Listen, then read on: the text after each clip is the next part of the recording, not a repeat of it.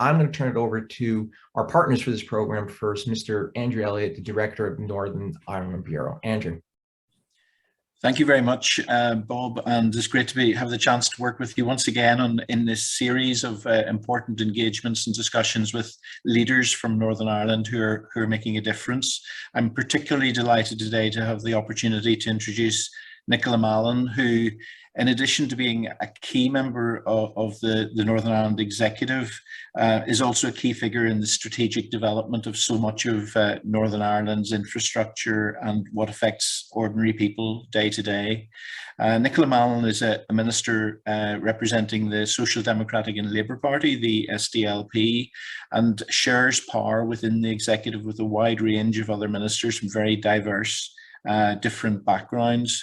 So I guess from a US perspective, when we hear President Biden from time to time talking about the importance of working across the aisle and of the challenges of working across the aisle, we have a very manifest experience of that and of having to thrash things out among ministers from very different political perspectives across a range of areas.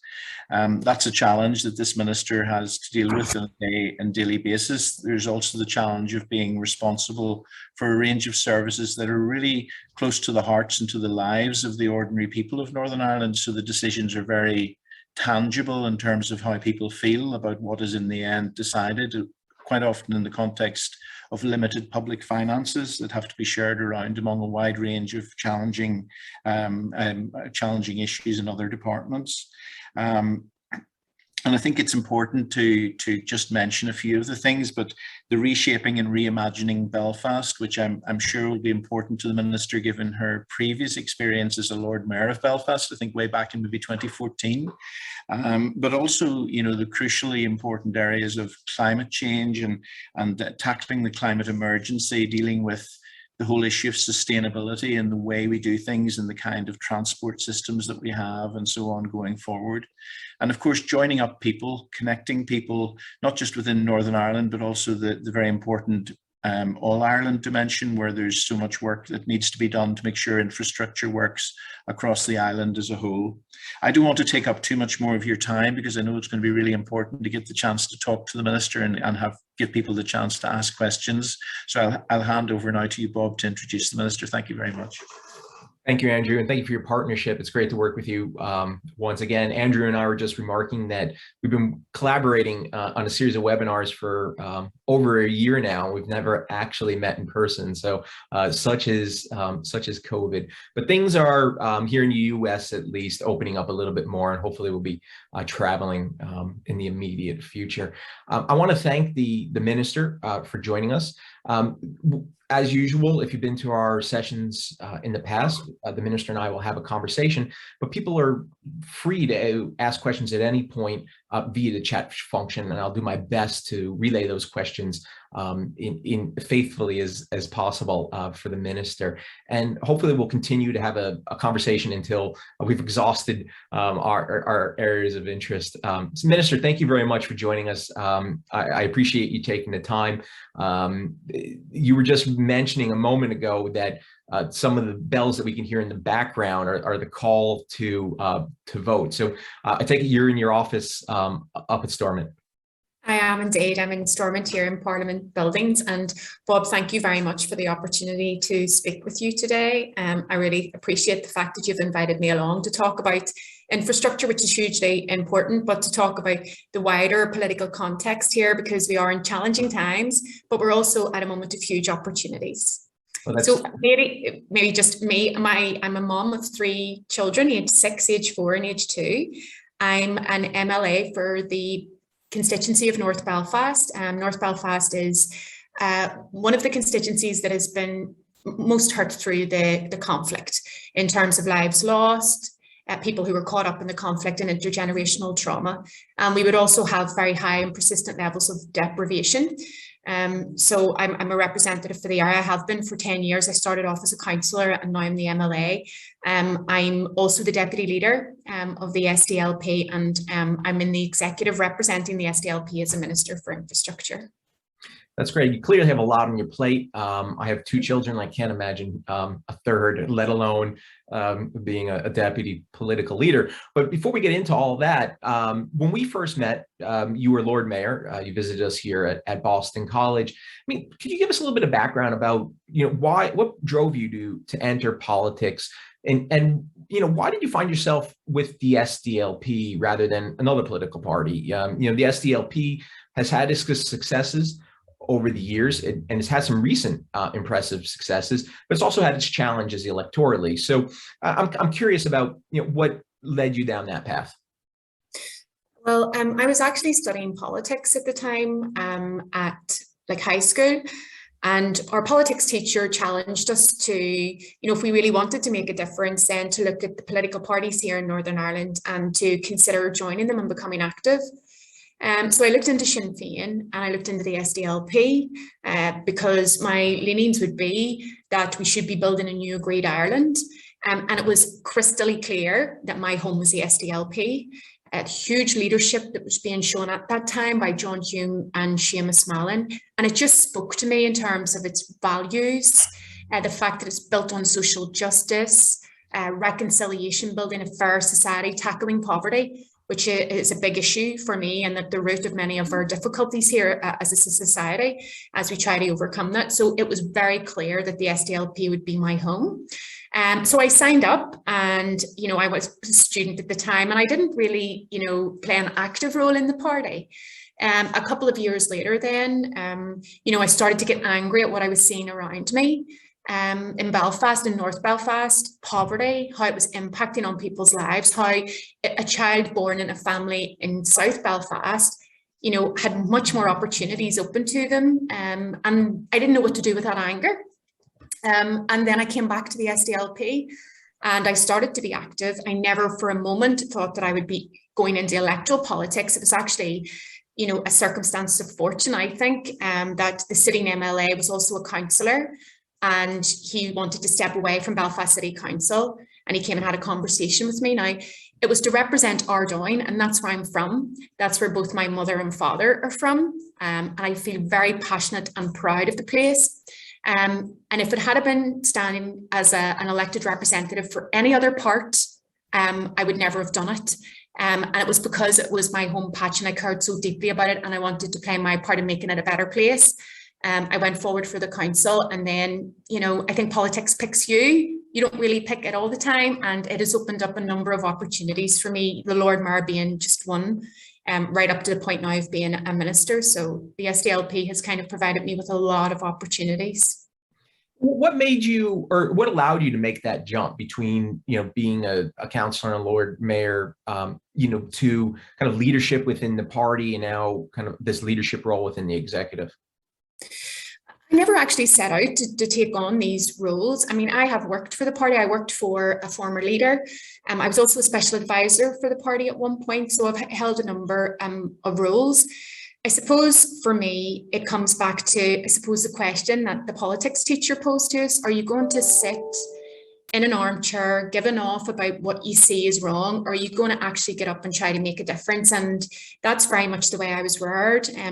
My father was big into the trade union movement, so we grew up with constant conversations around social justice and poverty, and I was immersed in all of that. So looking back now, it shouldn't be a surprise that I've ended up in a party with such strong values around social justice.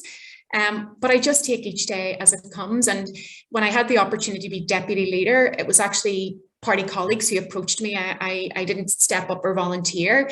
And, there was a moment when I thought this is just too big. How could I walk in the same shoes as someone like Nichola Mallon, who was the deputy leader of our party?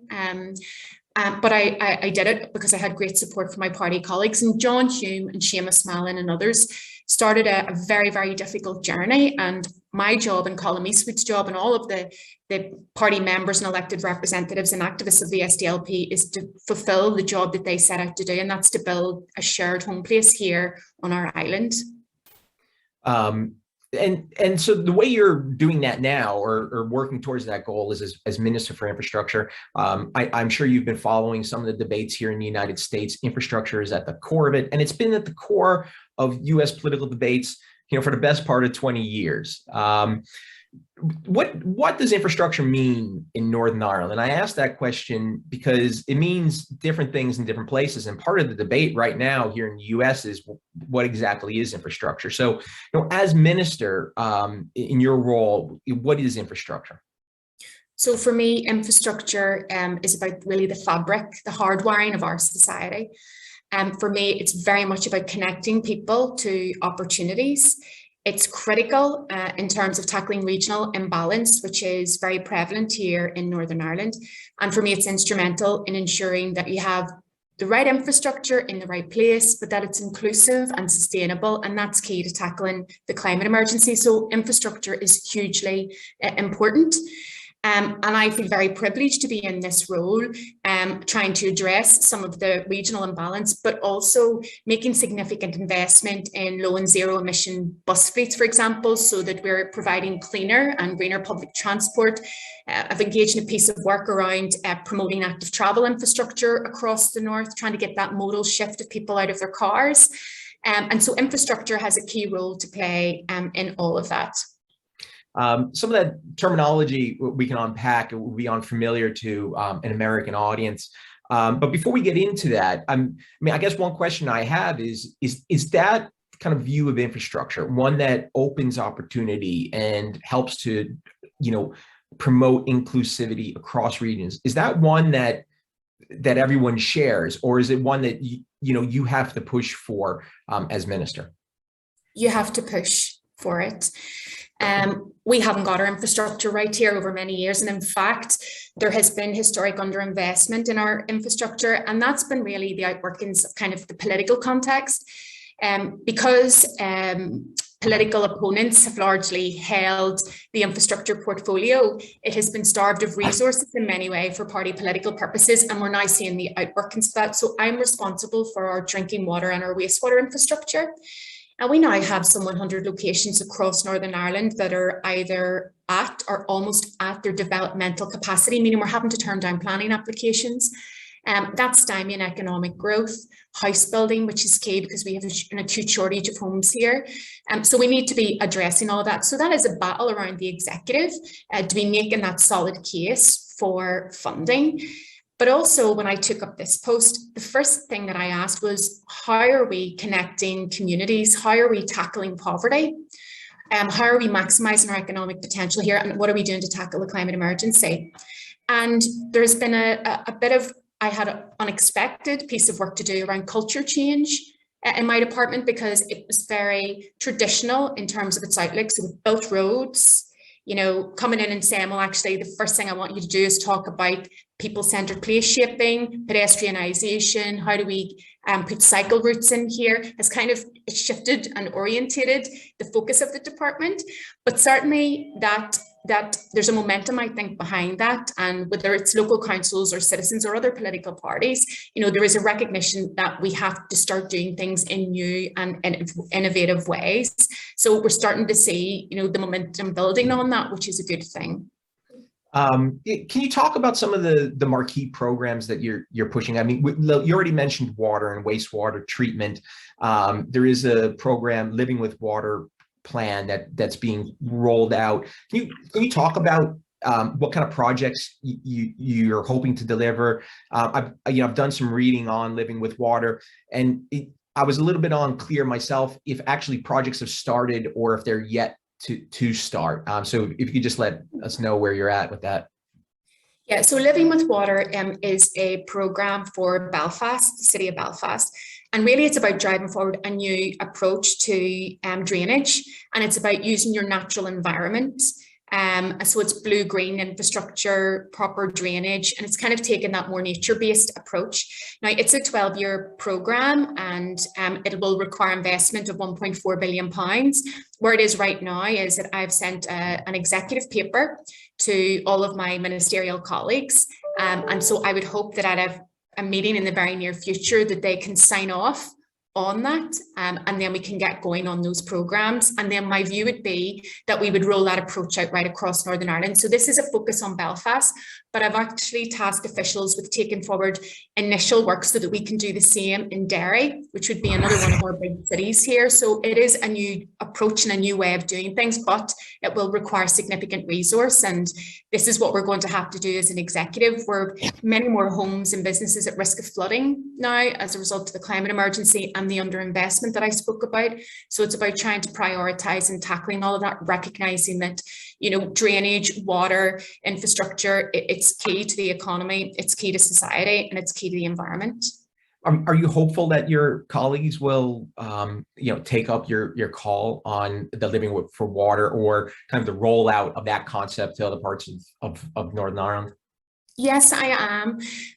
You know, this financial year, I was able to allocate the level of funding that was required for Northern Ireland Water. That's the water company that we own. That's the first time that sufficient funding has been provided in a very long time. And I was able to do that because I made the case around the executive with other ministers, you know, and they all recognise the importance of it. So the minister who's responsible for housing is not a party colleague of mine, but she recognised that if she wants to fulfil ambitions around building the many homes that we need, then we need to be investing in our water and wastewater infrastructure.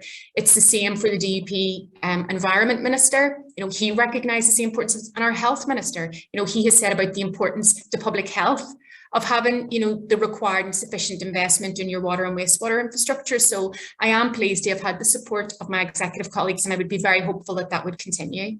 Well, it's good to hear that the different parties in the executive can work together. Of course, I'm going to divert a little bit and then come back to the infrastructure piece. But I think we've opened the question.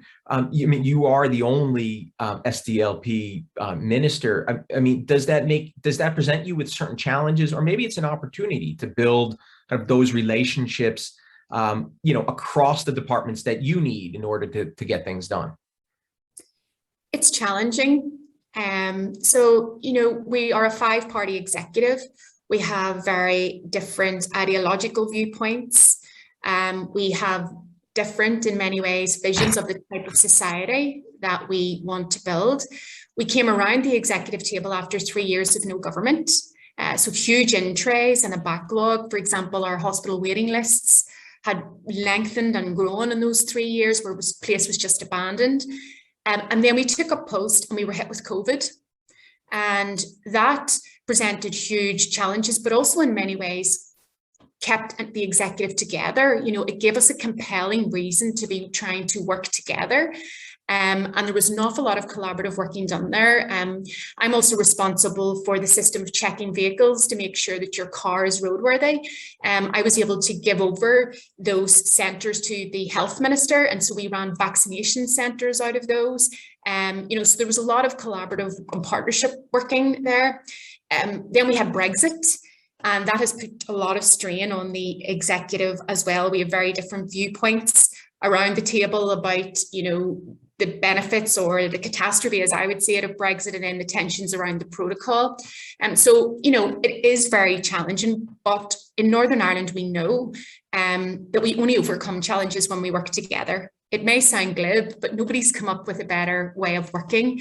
And for me, as the SDLP's representative in there, that's what I'm very much focused on. Now, it is challenging because I'm the SDLP infrastructure minister, but I'm also the SDLP's representative around that table. So I have to take a party position on every paper that every other minister brings.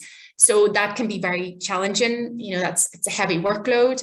But, you know, we've got clear policies as a party, and it's about me checking on that. But for me, it's about demonstrating what you get with the SDLP in government, the type of values, the type of leadership, and really importantly, what you deliver when you're given power. And in terms of delivery, I mean, what you're doing to improve people's lives. Yeah, that's very interesting. I mean, you know, in that context, is that as part of this, you commissioned some research with an independent panel on infrastructure, and they advised that this ministerial panel advised for an infrastructure commission to be set up that, you know, wouldn't be a non-departmental body. I mean, you know, are those experiences in part what drove that need, or is that, you know, something separate from your experiences there? Well, Bob, when I took up this role, and previous to this, I've always been the SDLP social justice spokesperson. I never had the infrastructure portfolio. So I came to this, very fresh, with a fresh pair of eyes. And the first kind of test that I sat was, are we doing things in the best possible way? And when it comes to having a long-term vision of infrastructure, and I mean infrastructure in its widest sense, of digital infrastructure, your roads network, your public transport, housing, my clear view was that we weren't doing things as well as we could. And so I went outside of kind of the civil service and the political sphere, and I brought in a number of experts, and I asked them, would they conduct a piece of research to identify the benefits that could be derived from having an infrastructure commission here in Northern Ireland. So they undertook an extensive piece of work. They consulted extensively with the business and environment sectors in Northern Ireland, but they also spoke to infrastructure commissions around the world. And they came back, and it was unequivocal in terms of their recommendation that we should have an infrastructure commission here in Northern Ireland. And I very much believe that this will be a game changer for Northern Ireland, because it's about setting out that long-term vision. It's about the reform of planning and the delivery of our infrastructure. It's about taking it out of election cycles. And that's really important when you're talking about infrastructure. It's about giving confidence and certainty to investors, and investors are telling us that this will help with that. And Boris Johnson has set up, for example, a UK infrastructure bank. The Northern Ireland Executive can't draw funding down from that, but an infrastructure commission would enable us to be able to draw down funding from different sources, which is hugely important when public finances are tight. And the Infrastructure Commission would also engage in a public engagement piece of work, which I think is important. I really believe in involving citizens in your decision making and helping them to inform your views and to have an informed debate as a society. So it would enable conversations to take place around infrastructure, the funding of infrastructure, that politically can be quite difficult to have in between election cycles. So for me, this is a no-brainer. And I've been engaging with the other ministers and other parties over many, many months. And I was really pleased that the executive has included the establishment of an infrastructure commission in our COVID recovery strategy. So for me, I just want to get on with getting this done, getting it set up, bringing in those experts and having those experts make recommendations to us as an executive to ensure that we get the right infrastructure in the right place. And we can give that confidence to investors so that people want to come and invest here in Northern Ireland. I mean, practically speaking, what are the steps that you're going to need to pursue in order to get this done?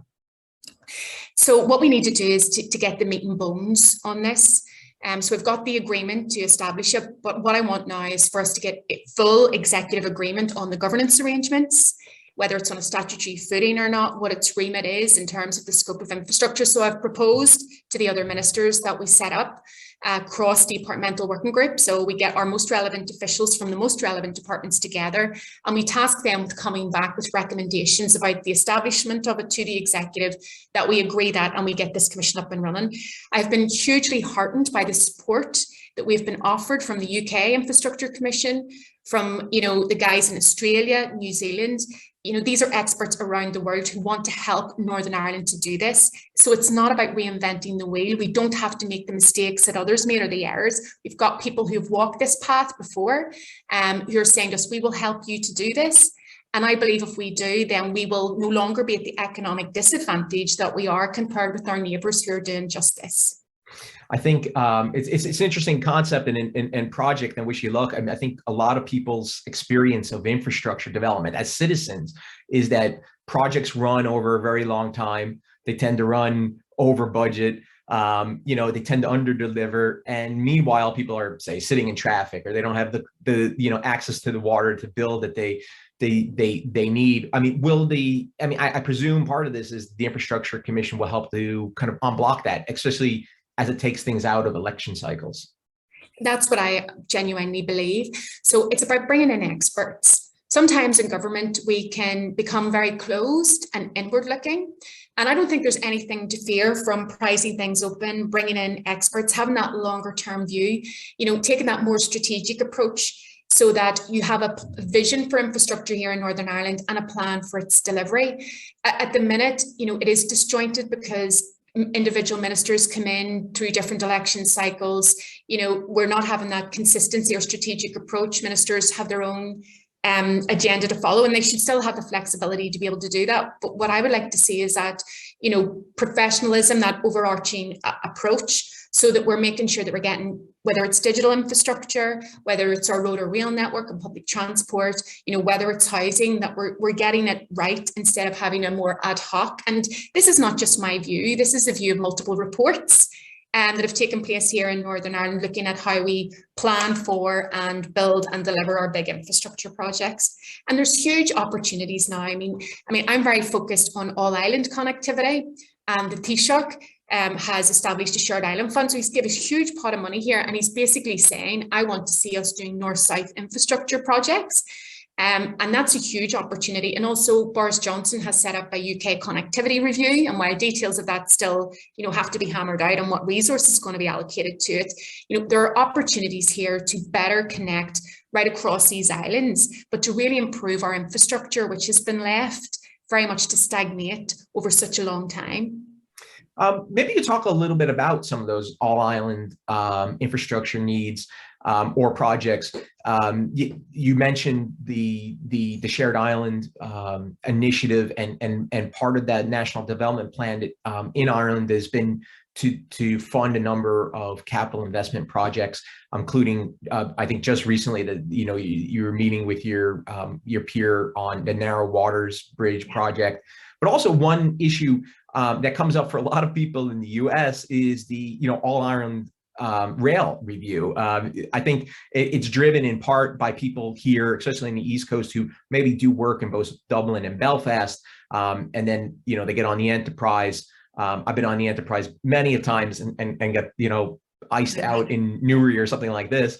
So maybe you can give us a little bit of update on some of the key initiatives being generated by the Shared Island initiative that intersect with the work that you're doing in the executive. Sure. Yeah. So as you say, just on Friday past, I was down in Narrow Water Bridge. That's part of Northern Ireland. It is outstandingly beautiful place. I mean, it's breathtakingly beautiful. And over many, many years, there has been a campaign to build a bridge that would connect the people on the northern side to the southern side, so the two local communities. And there's been so many false dawns, and people locally have been let down. And when I came into office, I was very clear that I wanted to drive this forward because the SDLP has been pushing for this project over many years. And I was absolutely delighted when the Taoiseach, through his Shared Island Fund, gave a very clear and early commitment that he wanted to see the delivery of the Narrow Water Bridge. And not only did he want to see the delivery of it, that he was putting his money where his mouth is what we would say locally, and he was going to put funding towards it. So that project is moving forward, and it's about, enhancing the local economy. It'll be a huge boost to tourism in the region. And then I'm coming to the table with active travel, infrastructure and opportunities as well, which is good for people's physical and mental health and well-being, but also good for the environment as well. So it's a hugely exciting piece of work, and it's great to see that being pushed ahead. I've also been working with my ministerial counterpart, Minister Eamon Ryan, so he's responsible for transport, and he and I have launched an all-island strategic rail review. This is the first time since before partition that we had looked at rail and transport on an all-island basis. And it's basically about having an evidence-led approach. So we are looking through this study to look at the current rail connections across our island to see how they can be improved.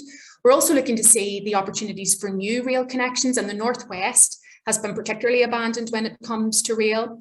We're looking at how rail can connect to our international gateway, so our ports and airports, and then the potential for freight as well, and the role that rail can play there. So it's a hugely exciting piece of work. And I have to say, Bob, of nearly everything that I have been involved in or initiated as the Minister for Infrastructure, nothing has captured the imagination like the All-Ireland Strategic Rail Review.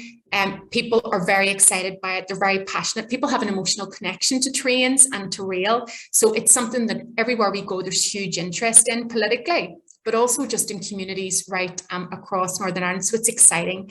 And then we're also working on greenway connections around the island.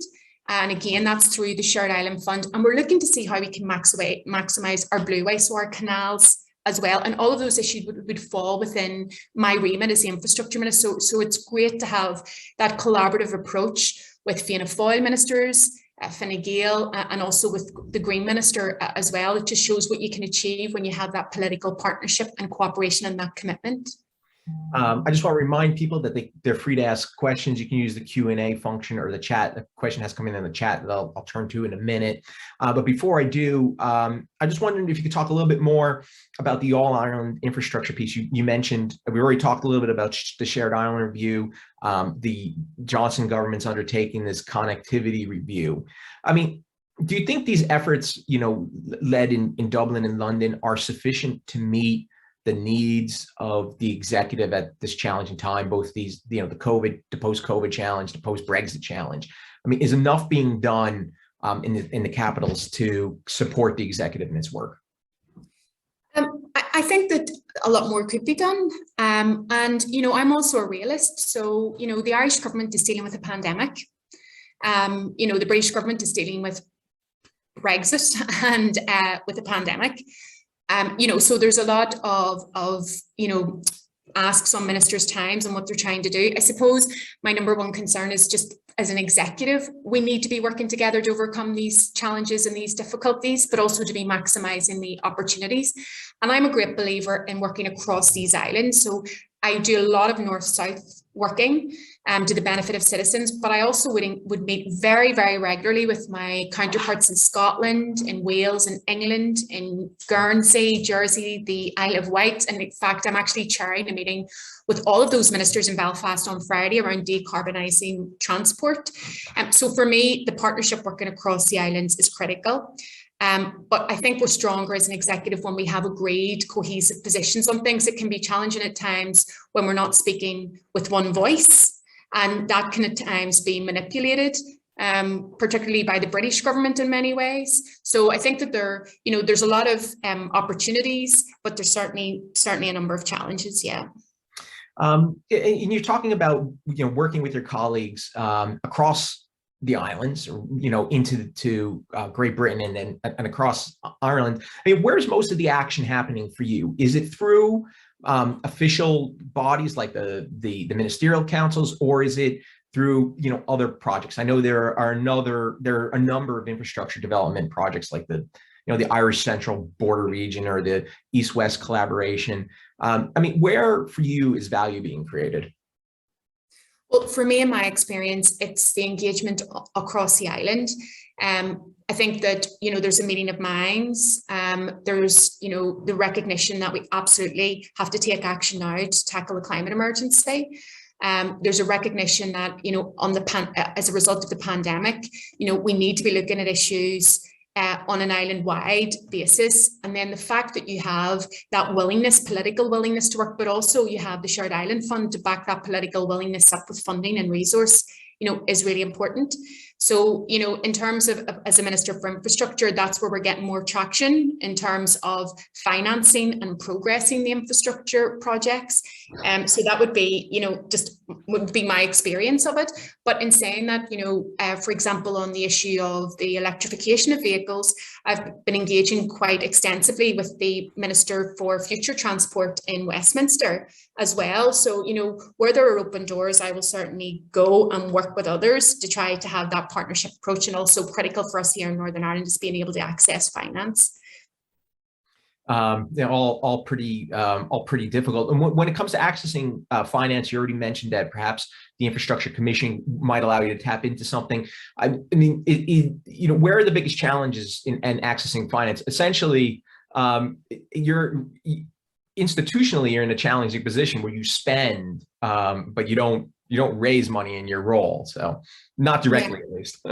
Yeah, and that is because, we have, through levels of historic underinvestment, we've shored up a lot of problems, and we need to agree political priorities. And we are coalescing around health as an executive. Despite being a 5-party executive, we've been clear that tackling health and the waiting list crisis is hugely important. But of course, we don't have any fiscal levers, and that is a challenge. Now, we, as an executive, we have set up a fiscal council and a fiscal commission, and they're going to report back on, the possible leverages that are there for us in terms of raising revenue. But those are difficult political decisions, and unfortunately here, we don't have a good track record in terms of the executive taking difficult decisions. That's why we very much find ourselves in the situation where we do have huge concerns across our public services. But, that piece of work is being done now, and that will then provide us with the opportunities and the platform to be able to take decisions going forward on how we are going to raise revenue, and then how we're going to strategically spend and what we're going to spend that money on in terms of meeting the needs of our citizens. A question has come in from one of the viewers, participants in this conversation. The question reads, Northern Ireland Protocol has protected Northern Ireland from the worst impacts of Brexit. Do you think that the proposed fixes by the European Union will be accepted in Northern Ireland or by Johnson's government? And I guess this is kind of about the ongoing negotiations. Yeah, and as you say, Bob, it is an ongoing negotiation. We've seen considerable flexibilities on offer from the European Union. And so what we in the SDLP have been saying, and we've said this right from the start, the problem is Brexit, although some people are trying to position it as all the protocol's fault. And as Timothy rightly identifies there, the Northern Ireland Protocol is about protecting Northern Ireland from the worst impacts of Brexit.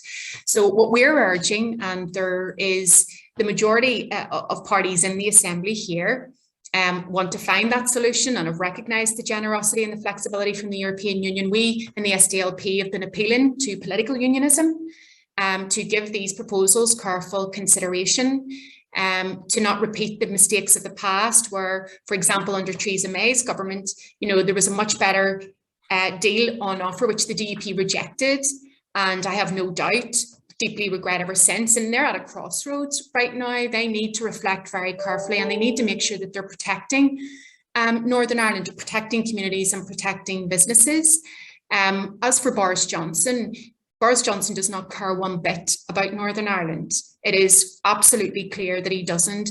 He's using us in a pawn, as a pawn in a game that he's playing out with the European Union to distract people in GB from his failings and his abysmal handling of this pandemic and many other issues.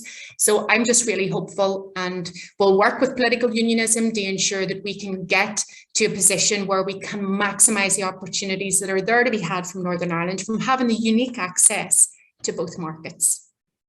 It's certainly it's a debate that people are following, I think, extremely closely here in the United States.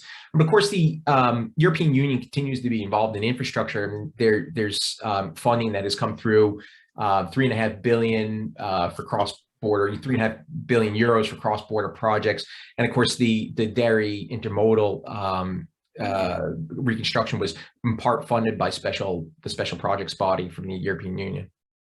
Yeah, I mean, when it comes to infrastructure, we have benefited significantly from European funding. There was a Connecting Europe Facility Fund, which has helped to, progress key infrastructure projects here, key road projects, key rail. And as you say, Bob, European funding was critical in terms of having a multimodal transport hub in the Northwest. Which is transformative for the area. So hugely concerning at the loss of European funding, but we've been working with the Irish government and with the European Union. It's looking positive in terms of Peace Plus monies that might become available. But yeah, I mean, the European Union has been critical in terms of infrastructure here in Northern Ireland over many years. Well, let's just switch gears a little bit and talk about your work with the SDLP and what the SDLP is doing. I think, one of the things that is, people would, of course, know the SDLP's legacy here. John and Pat Hume, of course, would be well known in the United States, and especially here in Boston because of John's connection to Senator Kennedy and the work that he did on the peace process many years ago. But the SDLP is recently taking up a new position, a new leadership position on this, I think, and you called it the New Ireland Commission. Maybe you could talk a little bit about what that is. I'm not sure if it's well known yet here in the US. Yes, so I suppose it goes back to kind of my initial comments about, the job of Colm Eastwood and I and others in the SDLP is about finishing the job that John and Pat Hume and others set out to build, and that's creating a shared home place, a new agreed Ireland where everybody feels respected, they are respected, and they feel as if they belong. There can be a tendency here when we're having a debate around the kind of the constitutional future of Northern Ireland to only talk to people who share your view. And that's not how you persuade people. And so as people who believe in building a new agreed Ireland, we need to go and have the difficult conversations with people who hold different viewpoints. And so that was the thinking behind the establishment of the New Ireland Commission. And the work of the New Ireland Commission is about bringing people who largely disagree with the SDLP together with experts in their policy areas to talk about the type of society that we want to build, the type of education system that we want for children, the type of social security system, the type of childcare, the affordability of childcare, all of those things that are hugely important in our citizens' lives. And it's to start the conversation there about the type of society that we want to build. And we've been very moved, to be honest, by the amount of people who have come to join us in that. People who, former Presbyterian moderator Norman Hamilton and others who are part of that conversation, part of that debate. And we think that that is the right approach. If we learned anything from Brexit, it was that calling a referendum without setting out very clearly to people what you were asking them to vote for is catastrophic. And we don't want that. So what we want to have is a very clear roadmap and a very clear vision of the type of society that we want to build, different components of that. And we want to be involving as many people as possible in that conversation. And it has taken off, and we're going to be producing a series of reports on different areas. And again, it's about kind of looking to the future and making sure that, when you're building a society, that it's the kind of society that we want to see here across the island. So, it's about taking on the work that others in the SDLP, those who founded the party, started. And fundamentally, it's about making sure that you have a place where everybody feels that they have a home. Is this something that you think will attract a large audience? And I ask this because there are, of course, other groups that are organizing their own conversations on what the future of the island is. I mean, do you think the New Ireland Commission has a distinctive value from the others? I think it does, and its distinct value is its diversity, and it's the makeup. It's people from very different perspectives. Many people who feel very strongly about remaining as part of the UK are involved in this, and for us, that's its strength. It's not about us all sitting talking to like-minded people. We know that we're going to have to build a case for a new agreed Ireland. We know that we're going to have to persuade those who are largely undecided about it, and that's the body of work that we're involved in. So I think the more places that this conversation is taking place, the better, but it needs to be respectful and it needs to be inclusive. And is that something that you plan to expand, and build on your tradition of work here in the U.S.? Will we be hearing about the New Ireland Commission, in the communities here in the United States? You absolutely will, and I think that's one of the frustrations of COVID. That we haven't been able to go and visit and to have that level of engagement, with our friends in America that we would have liked. But hopefully, as we start to emerge from this pandemic and as things start to relax and ease up, then we will be able to be bringing people from the New Ireland Commission over and be able to be sharing with you all what we're doing in the work and keeping you updated and all of that, because I think it's hugely important. America has been such a strong friend of Ireland and Northern Ireland, and it's important that we keep you guys updated on this important piece of work and have your views fed into that as well. What are your hopes, for a relationship with the United States right now? I mean, obviously it changes based on the administration that you might have here in the United States or the government you might have there. But what do you hope that the Biden administration might bring to the relationships now? That it remains a strong and steadfast friend. We are in very turbulent times, particularly around the protocol and the politics that's being played there and the impact on the Good Friday Agreement, and it's very important that that is protected. And so, I've been very heartened by the words of President Biden in that, remaining very solid on that. And I think that that's very important. America has played a hugely important role in our peace process And we may have stopped, the killing may have stopped, but we still have a lot of healing to do, and we still have a peace process that we need to continue to work at, that at times can be very fragile. I think the role of America is one of just being that strong friend, and where appropriate, that constructively critical friend as well. For you, what's the relationship or the future relationship going to be like between the executive and Westminster as the Brexit negotiations continue? I think it's going to be one that's challenging. I mean, what we have seen from this British government in particular is a lack of respect for devolution, and a number of attempts to undermine devolution. And they brought forward the Internal Markets Act, allowing themselves to reach into the devolved sphere. Now, I find that deeply concerning as someone who believes strongly in devolution, but we have worked very hard in Northern Ireland to have devolution. And so I'm very wary of the motivations and the intentions and the actions of this particular British government, because they're very spooked by what's happening in Scotland, and in an attempt to try to curtail that and avoid a vote on independence. What they're trying to do is kind of just bully themselves into the devolved sphere around all of that. So I think it's very challenging. And I also think it's important to point out that the concerns that I have around, the erosion of devolution is one that's not just the SDLPs, it actually is shared by DUP ministers, by Sinn Féin minister, the Ulster Unionists and Alliance as well.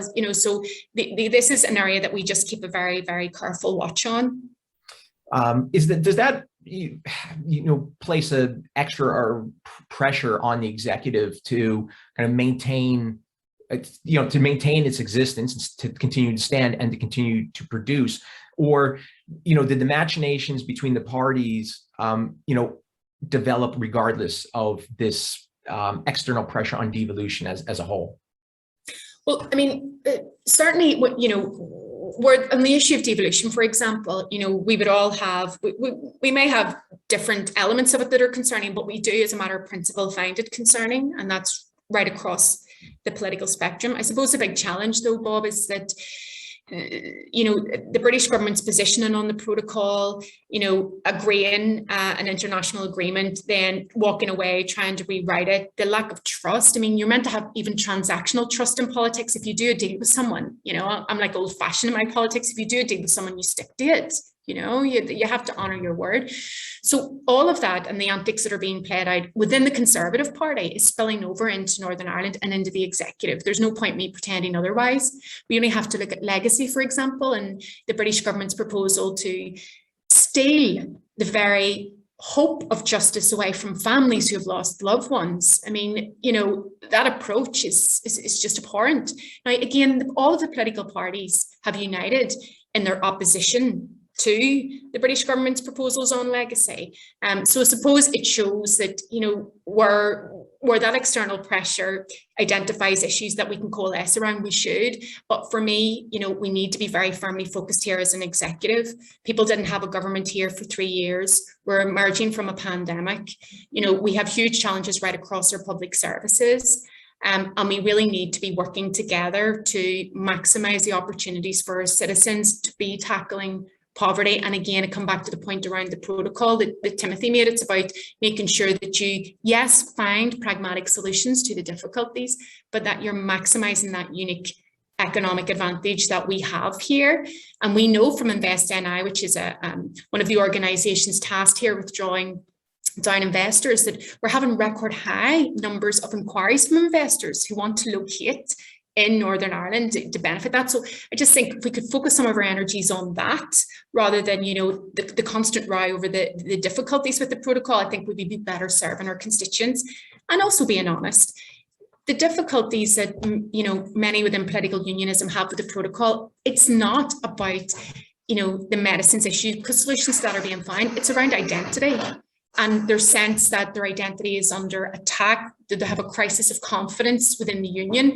And if that is what the issues are, just spell it out and let's have the conversation about that rather than wrapping it up in untruths about, empty shelves, hospitals running out of food, which we actually had ministers saying at one point, which just wasn't true, There's actually a question that's come in that brings some of these things together, both devolution and the troubles and the past and the view of victims' rights. One of the participants asks, Trevor England's going to be out here in the States later this week. What are your thoughts on Trevor's appointment? Yeah, I mean, I know Trevor, actually. I've worked with Trevor over many years around kind of sport and how sport is a wonderful vehicle for bringing young people together in particular. I haven't met Trevor in his new role as yet, but, on a personal note, I've always found Trevor to be someone who's very sincere and genuine. So I'll be looking forward to meeting him to understand a lot more about the detail of his actual role and what that will entail. We only have a few minutes left. There is another question from a viewer here, participant. They're interested to learn more about the New Ireland Commission and membership and its reports. Where can I go to learn about this? Well, what it may be best to do is you can find a lot of the stuff on our party website and we'll be uploading reports there, but it may be helpful even if I come through you, Bob, or we could provide a contact detail for within the party and then people can follow up on that. Okay, yeah, definitely I can share that around with people who are interested in that. Well, I want to thank you, Minister, for spending the best part of an hour with us. I was really kind of a breakneck speed through a lot of things, your political career, your motherhood, all the way to infrastructure and some of the political questions. It would be great to follow up on some of these things with you in the future, but I want to thank you, of course, for your time today. It's been great to speak with you once again. And of course, want to thank Andrew and Northern Ireland Bureau for their partnership in these conversations. Well, thank you very much. I really appreciate it.